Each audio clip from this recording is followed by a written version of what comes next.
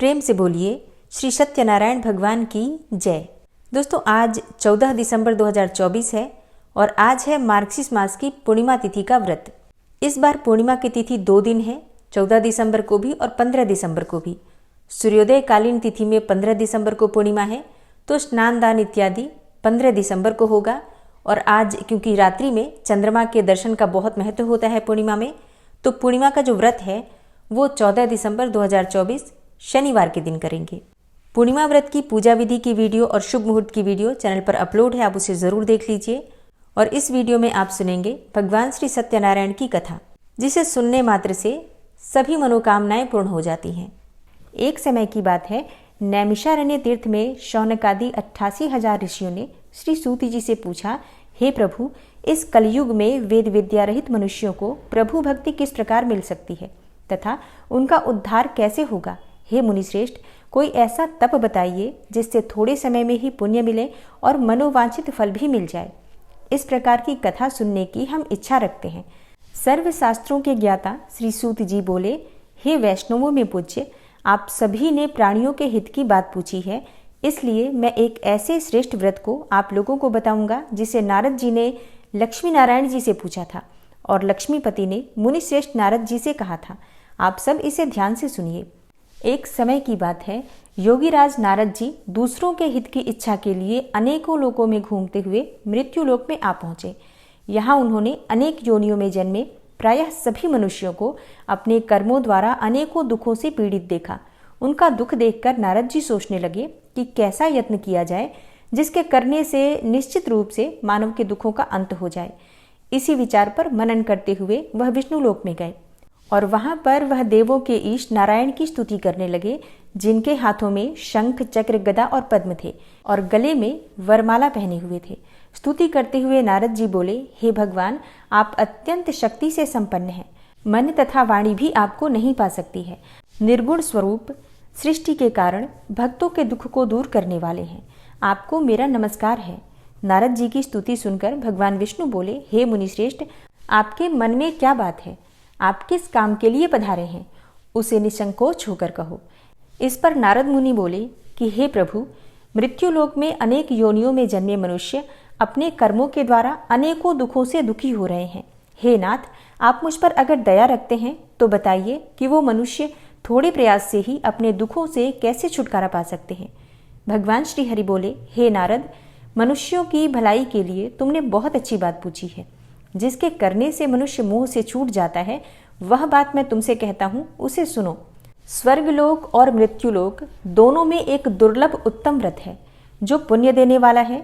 आज प्रेमवश होकर मैं उसे तुमसे कहता हूँ, तुम ध्यान पूर्वक सुनो। श्री सत्यनारायण भगवान का यह व्रत अच्छी तरह विधान पूर्वक करके मनुष्य तुरंत ही यहाँ सुख भोग कर मरने पर मोक्ष को प्राप्त करता है। श्री हरि के वचन सुनकर नारद जी बोले कि उस व्रत का फल क्या है और उसका विधान क्या है, यह व्रत किसने किया था, इस व्रत को किस दिन करना चाहिए, सभी कुछ विस्तार से बताइए। नारद की बात सुनकर श्री हरि बोले, दुख और शोक को दूर करने वाला, यह सभी स्थानों पर विजय दिलाने वाला है। मानव को भक्ति और श्रद्धा के साथ शाम को श्री सत्यनारायण की पूजा धर्मपरायण होकर ब्राह्मणों और बंधुओं के साथ करनी चाहिए। भक्ति भाव से ही नैवेद्य, केले का फल, घी, दूध और गेहूं का आटा सवाया लें। गेहूं के स्थान पर साठी का आटा, शक्कर तथा गुड़ लेकर और सभी भक्षण योग्य पदार्थों को मिलाकर भगवान का भोग लगाएं। ब्राह्मणों सहित बंधु बांधवों को भी भोजन कराएं। इसके बाद स्वयं भोजन करें। भजन कीर्तन के साथ भगवान की भक्ति में लीन हो जाएं। इस तरह से सत्यनारायण भगवान का यह व्रत करने पर मनुष्य की सारी इच्छाएं निश्चित रूप से पूरी होती हैं। इस कलिकाल में अर्थात कलयुग में मृत्युलोक में मोक्ष का यही एक सरल उपाय बताया गया है। भगवान श्री हरि विष्णु ने कहा, यह सत्यनारायण व्रत सभी प्रकार के दुखों जैसे शारीरिक दुख, मानसिक दुख, शोक आदि का समन करने वाला है और धन धान्य की वृद्धि करता है, सौभाग्य अखंड करता है और संतान प्राप्ति के लिए किया जाता है। कलयुग में यह सबसे छोटा सा उपाय है। इस प्रकार श्री सत्यनारायण भगवान की कथा का प्रथम अध्याय समाप्त हुआ। प्रेम से बोलिए श्री सत्यनारायण भगवान की जय। सत्यनारायण व्रत का दूसरा अध्याय। श्री सूत जी बोले, हे द्विजों, अब मैं पुनः पूर्व काल में जिसने इस सत्यनारायण व्रत को किया था उसे भली भांति विस्तार पूर्वक कहूंगा। आप सब ध्यान पूर्वक सुनिए। एक समय की बात है, रमणीय काशी नगरी में कोई अत्यंत निर्धन ब्राह्मण रहता था। भूख और प्यास से व्याकुल होकर वह प्रतिदिन पृथ्वी पर भटकता रहता था। ब्राह्मणों से प्रेम करने वाले भगवान ने उस दुखी ब्राह्मण को देखकर वृद्ध ब्राह्मण का रूप धारण करके उस द्विज से आदरपूर्वक पूछा, हे विप्र, प्रतिदिन अत्यंत दुखी होकर तुम किस लिए पृथ्वी पर भ्रमण करते रहते हो? हे द्विज श्रेष्ठ, यह सब बतलाओ, मैं सुनना चाहता हूँ। ब्राह्मण बोला, हे प्रभु, मैं अत्यंत दरिद्र ब्राह्मण हूँ और भिक्षा के लिए ही पृथ्वी पर घूमा करता हूँ। यदि मेरी इस दरिद्रता को दूर करने का आप कोई उपाय जानते हो तो कृपा पूर्वक बतलाइए। वृद्ध ब्राह्मण बोला, हे ब्राह्मण देव, सत्यनारायण भगवान विष्णु अभीष्ट फल को देने वाले हैं। हे विप्र, तुम उनका उत्तम व्रत करो, जिसे करने से मनुष्य सभी दुखों से मुक्त हो जाता है। व्रत के विधान को भी ब्राह्मण से यत्न पूर्वक कहकर वृद्ध ब्राह्मण रूपधारी भगवान विष्णु वहीं पर अंतर्ध्यान हो गए। वृद्ध ब्राह्मण ने जैसा कहा है उस व्रत को अच्छी प्रकार से वैसे ही करूंगा, यह सोचते हुए उस ब्राह्मण को रात में नींद भी नहीं आई। अगले दिन प्रातःकाल उठकर सत्यनारायण का व्रत करूंगा ऐसा संकल्प करके वह ब्राह्मण भिक्षा के लिए चल पड़ा। उस दिन ब्राह्मण को भिक्षा में बहुत सा धन प्राप्त हुआ। उसी धन से उसने बंधु बांधवों के साथ भगवान सत्यनारायण का व्रत किया। इस व्रत के प्रभाव से वह श्रेष्ठ ब्राह्मण सभी दुखों से मुक्त होकर समस्त संपत्तियों से संपन्न हो गया। उस दिन से लेकर प्रत्येक महीने उसने यह व्रत किया। इस प्रकार सत्यनारायण भगवान के इस व्रत को करके वह समस्त पापों से मुक्त हो गया और उसने दुर्लभ मोक्ष पद को प्राप्त किया। हे विप्र, पृथ्वी पर जब भी कोई मनुष्य श्री सत्यनारायण का व्रत करेगा उसी समय उसके समस्त दुख नष्ट हो जाएंगे। हे ब्राह्मणों, इस प्रकार भगवान नारायण ने महात्मा नारद जी से जो कुछ कहा वह मैंने सब आप लोगों से कह दिया। आगे अब और क्या कहूँ? तब ब्राह्मण बोले, हे मुने, इस पृथ्वी पर उस ब्राह्मण से सुने हुए इस व्रत को और किसने किया? हम वह सब सुनना चाहते हैं। उस व्रत पर हमारी श्रद्धा हो रही है। श्री सूत जी बोले, हे मुनियों, पृथ्वी पर जिसने यह व्रत किया उसे आप लोग सुने। एक बार वह द्विज श्रेष्ठ अपने धन संपत्ति के अनुसार बंधु बांधवों तथा परिवारजनों के साथ व्रत करने के लिए उद्यत हुआ। इसी बीच में एक लकड़हारा वहां आया और लकड़ी बाहर रखकर उस ब्राह्मण के घर गया। प्यास से व्याकुल वह लकड़हारा उस ब्राह्मण को व्रत करता हुआ देखकर प्रणाम करके उससे बोला, हे प्रभु, आप यह क्या कर रहे हैं? इसके करने से किस फल की प्राप्ति होती है, विस्तार पूर्वक मुझसे कहिए। विप्र ने कहा, यह सत्यनारायण का व्रत है जो सभी मनोरथों को प्रदान करने वाला है। उसी के प्रभाव से मुझे यह सब महान धन धान्य आदि प्राप्त हुआ है।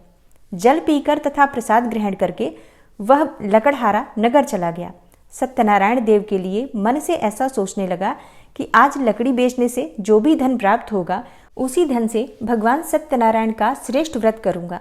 इस प्रकार मन में चिंतन करता हुआ लकड़ी को मस्तक पर रखकर वह उस सुंदर नगर में गया जहां धन संपन्न लोग रहते थे। उस दिन उसने लकड़ी का दुगना मूल्य प्राप्त किया। इसके बाद प्रसन्न हृदय होकर वह पके हुए केले का फल, शक्कर, घी, दूध और गेहूं का चूर्ण सवाया मात्रा में लेकर अपने घर आया। तत्पश्चात उसने अपने बंधु बांधवों को बुलाकर विधि विधान से भगवान श्री सत्यनारायण का व्रत किया और इस व्रत के प्रभाव से वह पुत्र और धन आदि से संपन्न हो गया और इस लोक में अनेकों सुखों का भोग करके अंत में सत्यपुर अर्थात वैकुंठ लोक चला गया। इस प्रकार भगवान सत्यनारायण की कथा का दूसरा अध्याय समाप्त हुआ। तो प्रेम से बोलिए श्री सत्यनारायण भगवान की जय। सत्यनारायण व्रत की कथा का तीसरा अध्याय। श्री सूत जी बोले, हे श्रेष्ठ मुनियों, अब मैं पुनः आगे की कथा कहूंगा, आप लोग ध्यान पूर्वक सुनिए। प्राचीन काल में उल्कामुख नाम का एक राजा रहता था। वह जितेंद्रिय, सत्यवादी तथा अत्यंत बुद्धिमान था। वह विद्वान राजा प्रतिदिन देवालय जाता और ब्राह्मणों को धन देकर संतुष्ट करता था। कमल के समान मुख वाली उसकी धर्मपत्नी शीला विनय एवं सौंदर्य आदि गुणों से संपन्न तथा पतिपरायणा थी। राजा एक दिन अपनी धर्मपत्नी के साथ भद्रशिला नदी के तट पर श्री सत्यनारायण का व्रत कर रहा था। उसी समय व्यापार के लिए अनेक प्रकार की पुष्कल धनराशि से संपन्न एक साधु नाम का बनिया वहां आया। भद्रशिला नदी के तट पर नाव को स्थापित करके और राजा के समीप गया और राजा को उस व्रत में दीक्षित देखकर विनयपूर्वक पूछने लगा। साधु ने कहा, हे राजन, आप भक्ति युक्त चित्त से यह क्या कर रहे हैं? कृपया यह सब मुझे भी बताइए, मैं इसे सुनना चाहता हूँ।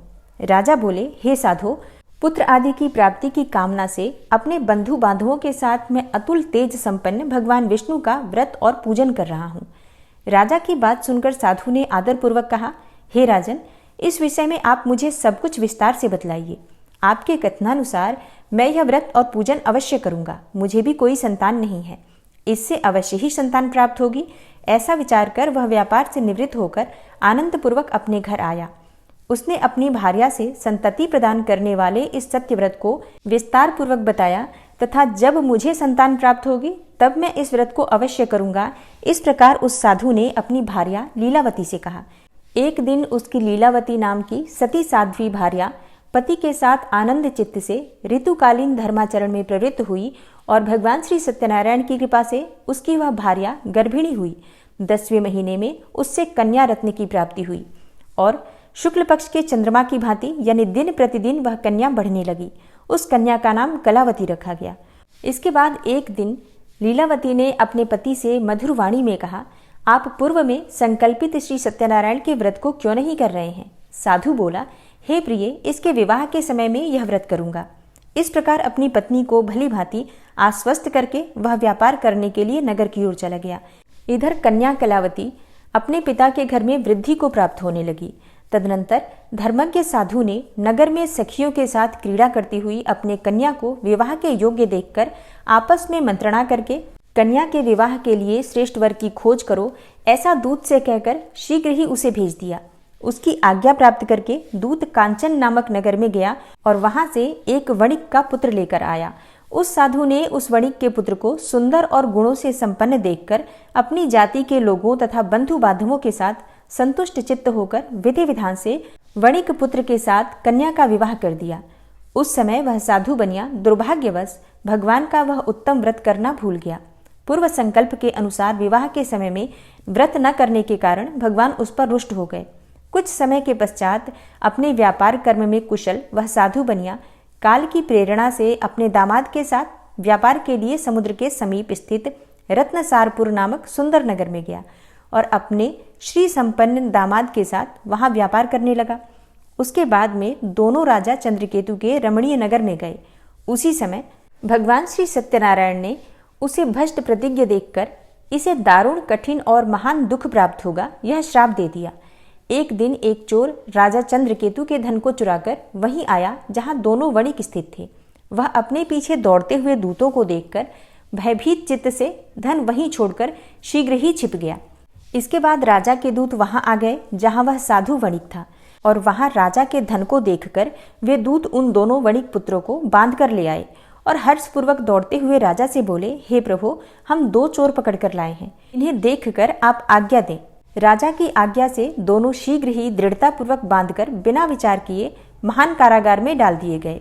भगवान सत्यदेव की माया से किसी ने उन दोनों की कोई बात नहीं सुनी और राजा चंद्रकेतु ने उन दोनों का धन भी ले लिया।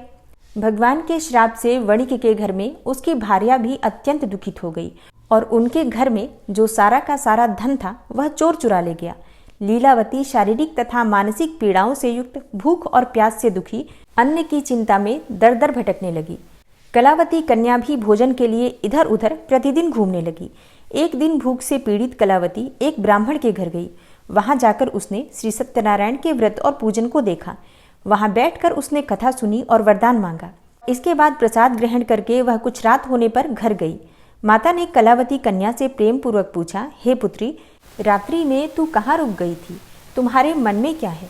कलावती कन्या ने तुरंत माता से कहा, हे माँ, मैंने एक ब्राह्मण के घर में मनोरथ प्रदान करने वाला व्रत देखा है। कन्या की उस बात को सुनकर वह वणिक की भार्या व्रत को करने को उद्यत हुई और प्रसन्न मन से उस साध्वी ने बंधु बांधवों के साथ भगवान श्री सत्यनारायण का व्रत किया तथा इस प्रकार प्रार्थना की, हे भगवान, आप हमारे पति एवं जामाता के अपराध को क्षमा करें।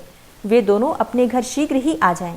इस व्रत से भगवान सत्यनारायण पुनः संतुष्ट हो गए तथा उन्होंने नृपश्रेष्ठ चंद्रकेतु को स्वप्न दिखाया और स्वप्न में कहा, हे नृपश्रेष्ठ, प्रातःकाल दोनों वणिकों को छोड़ दो और वह सारा धन भी दे दो जो तुमने उनसे इस समय ले लिया है, अन्यथा राज्य, धन एवं पुत्र सहित तुम्हारा सर्वनाश कर दूंगा।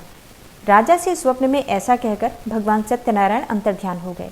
इसके बाद प्रातःकाल राजा ने अपने सभासदों के साथ सभा में बैठकर अपना स्वप्न सुनाया और कहा, दोनों वणिक पुत्रों को शीघ्र ही मुक्त कर दो। राजा की ऐसी बात सुनकर वे राजपुरुष दोनों महाजनों को बंधन मुक्त करके राजा के सामने लाकर विनयपूर्वक बोले, हे महाराज, बेड़ी बंधन से मुक्त करके दोनों वणिक पुत्र लाए गए हैं।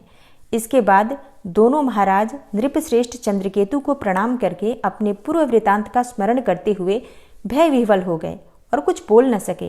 राजा ने वणिक पुत्रों को देखकर आदरपूर्वक कहा, आप लोगों को प्रारब्धवश यह महान दुख प्राप्त हुआ है। इस समय अब कोई भय नहीं है। राजा ने वस्त्र अलंकार देकर उन दोनों वणिक पुत्रों को संतुष्ट किया तथा सामने बुलाकर वाणी द्वारा अत्यधिक आनंदित किया और पहले जो धन लिया था उसे दुगना करके दिया। उसके बाद राजा ने पुनः उनसे कहा, हे साधो, अब आप अपने घर को जाएं। राजा को प्रणाम करके दोनों महावैश्यों ने अपने घर की ओर प्रस्थान किया। इस प्रकार श्री सत्यनारायण भगवान की कथा का तीसरा अध्याय समाप्त हुआ। तो प्रेम से बोलिए श्री सत्यनारायण भगवान की जय। सत्यनारायण व्रत की कथा का चौथा अध्याय। श्री सूत जी बोले, साधु बनिया मंगलाचरण करके और ब्राह्मणों को धन देकर अपने नगर के लिए चल पड़ा।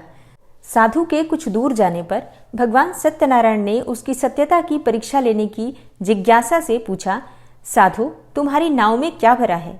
तब धन के मद में चूर होकर दोनों महाजनों ने अवहेलना पूर्वक हंसते हुए कहा, हे दंडी सन्यासी, क्यों पूछ रहे हो? क्या कुछ मुद्रा लेने की इच्छा है?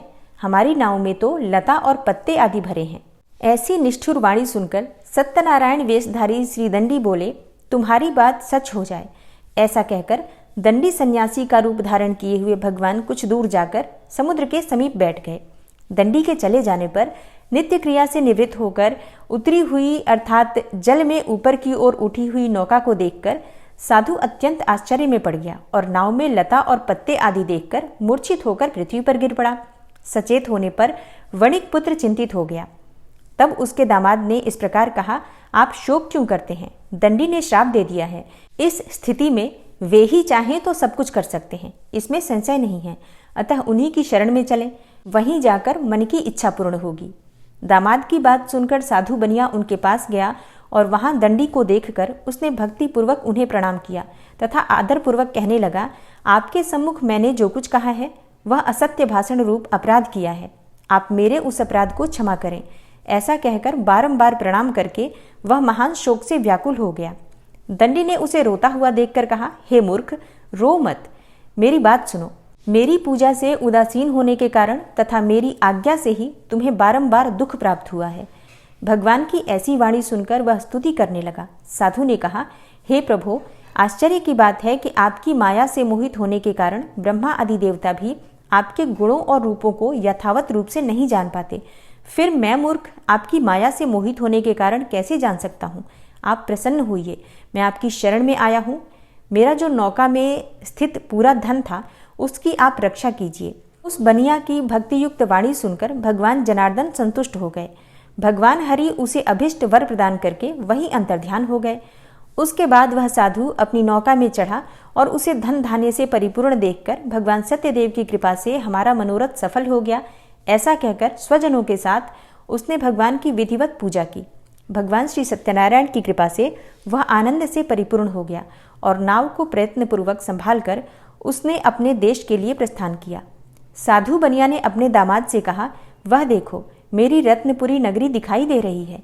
इसके बाद उसने अपने धन के रक्षक दूत को अपने आगमन का समाचार देने के लिए अपनी नगरी में भेजा। उसके बाद उस दूत ने नगर में जाकर साधु की भार्या को हाथ जोड़कर प्रणाम किया तथा उसकी अभीष्ट बात कही। सेठ जी अपने दामाद तथा बंधु वर्गों के साथ बहुत सारे धन धान्य से संपन्न होकर नगर के निकट पधार गए हैं। दूत के मुख से यह बात सुनकर वह अति आनंदित हो गई और उस साध्वी ने श्री सत्यनारायण की पूजा करके अपनी पुत्री से कहा, मैं साधु के दर्शन के लिए जा रही हूँ, तुम शीघ्र आओ। माता का ऐसा वचन सुनकर व्रत को समाप्त करके प्रसाद का परित्याग करके वह कलावती भी अपने पति का दर्शन करने के लिए चल पड़ी। इससे भगवान सत्यनारायण रुष्ट हो गए और उन्होंने उसके पति को तथा नौका को धन के साथ हरण करके जल में डुबो दिया। इसके बाद कलावती कन्या अपने पति को न देखकर महान शोक से रुदन करती हुई पृथ्वी पर गिर पड़ी। नाव का अदर्शन तथा कन्या को अत्यंत दुखी देखकर भयभीत मन से साधु बनिया ने सोचा, यह क्या आश्चर्य हो गया। नाव का संचालन करने वाले भी सभी चिंतित हो गए। तदनंतर वह लीलावती भी कन्या को देखकर विह्वल हो गई और अत्यंत दुख से विलाप करती हुई अपने पति से इस प्रकार बोली, अभी अभी नौका के साथ यह कैसे अलक्षित हो गया। न जाने किस देवता की उपेक्षा से वह नौका हरण कर ली गई, अथवा श्री सत्यनारायण का महात्म्य कौन जान सकता है। ऐसा कहकर वह स्वजनों के साथ विलाप करने लगी और कलावती कन्या को गोद में लेकर रोने लगी। कलावती कन्या भी अपने पति के नष्ट हो जाने पर दुखी हो गई और पति की पादुका लेकर उनका अनुगमन करने के लिए उसने मन में निश्चय किया। कन्या के इस प्रकार के आचरण को देखकर भार्या सहित वह धर्मज्ञ साधु बनिया अत्यंत शोक संतप्त हो गया और सोचने लगा, या तो भगवान सत्यनारायण ने यह अपहरण किया है अथवा हम सभी भगवान सत्यदेव की माया से मोहित हो गए हैं। अपनी धन शक्ति के अनुसार मैं श्री भगवान सत्यनारायण की पूजा करूंगा। सभी को बुलाकर इस प्रकार कहकर उसने अपने मन में इच्छा प्रकट की और बारंबार भगवान सत्यदेव को दंडवत प्रणाम किया। इससे दीनों के परिपालक भगवान सत्यदेव प्रसन्न हो गए। भक्तवत्सल भगवान ने कृपापूर्वक आकाशवाणी की, तुम्हारी कन्या प्रसाद छोड़कर अपने पति को देखने चली आई है। निश्चय ही इसी कारण उसका पति अदृश्य हो गया है। यदि घर जाकर प्रसाद ग्रहण करके वह पुनः आए तो हे साधु बनिया, तुम्हारी पुत्री पति को प्राप्त करेगी, इसमें कोई संशय नहीं है। कन्या कलावती भी आकाशमंडल से ऐसी वाणी सुनकर शीघ्र ही घर गई। उसने प्रसाद ग्रहण किया, पुनः आकर स्वजनों तथा अपने पति को देखा। तब कलावती कन्या ने अपने पिता से कहा, अब तो घर चलें, विलंब क्यों कर रहे हैं। कन्या की यह बात सुनकर वणिक पुत्र संतुष्ट हो गया और विधि विधान से भगवान सत्यनारायण का पूजन करके धन तथा बंधु बांधवों के साथ अपने घर गया। तदनंतर पूर्णिमा तथा संक्रांति पर्वों पर भगवान सत्यनारायण देव का पूजन करते हुए इस लोक में सुख भोग कर अंत में वह सत्यपुर वैकुंठ लोक में चला गया। इस प्रकार श्री सत्यनारायण भगवान की कथा का चौथा अध्याय समाप्त हुआ। तो प्रेम से बोलिए श्री सत्यनारायण भगवान की जय। पांचवा अध्याय। श्री सूत जी बोले, श्रेष्ठ मुनियों, अब इसके बाद मैं दूसरी कथा कहूंगा, आप लोग ध्यान पूर्वक सुनिए। अपनी प्रजा का पालन करने में तत्पर तुंगध्वज नाम का एक राजा था। उसने सत्यदेव के प्रसाद का परित्याग करके दुख प्राप्त किया। एक बार वह वन में पशुओं को मारकर वट वृक्ष के नीचे आया। वहां उसने देखा कि गोपगण बंधु बांधवों के साथ संतुष्ट होकर भक्तिपूर्वक भगवान सत्यदेव की पूजा कर रहे हैं। राजा यह देखकर भी अहंकारवश न तो वहां गया और न ही उसने भगवान सत्यनारायण को प्रणाम ही किया। पूजन के बाद सभी गोपगण भगवान का प्रसाद राजा के समीप रखकर वहां से लौट आए और इच्छानुसार उन सभी ने भगवान का प्रसाद ग्रहण किया। इधर राजा को प्रसाद का परित्याग करने से बहुत दुख प्राप्त हुआ। उसका संपूर्ण धन, धान्य एवं सभी 100 पुत्र नष्ट हो गए।